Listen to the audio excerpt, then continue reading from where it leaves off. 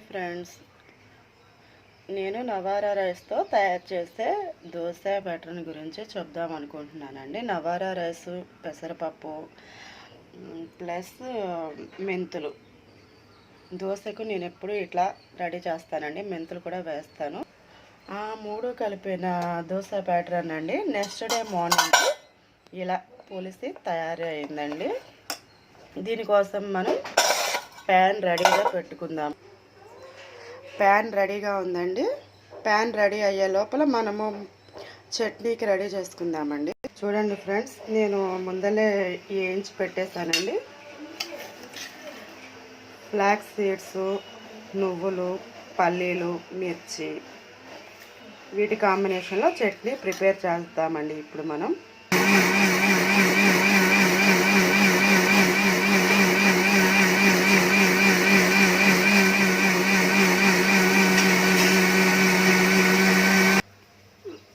చట్నీ అయితే రెడీ అయిందండి.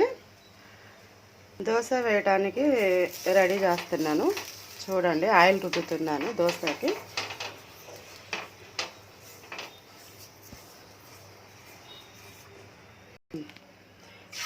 దోశ అయితే వేస్తున్నానండి. చూడండి,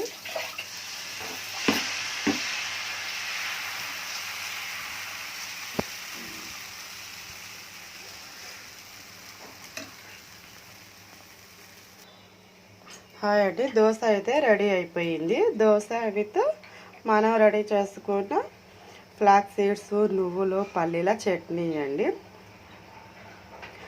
లైక్ చేయండి, షేర్ చేయండి, సబ్స్క్రైబ్ చేసుకోండి ఫ్రెండ్స్.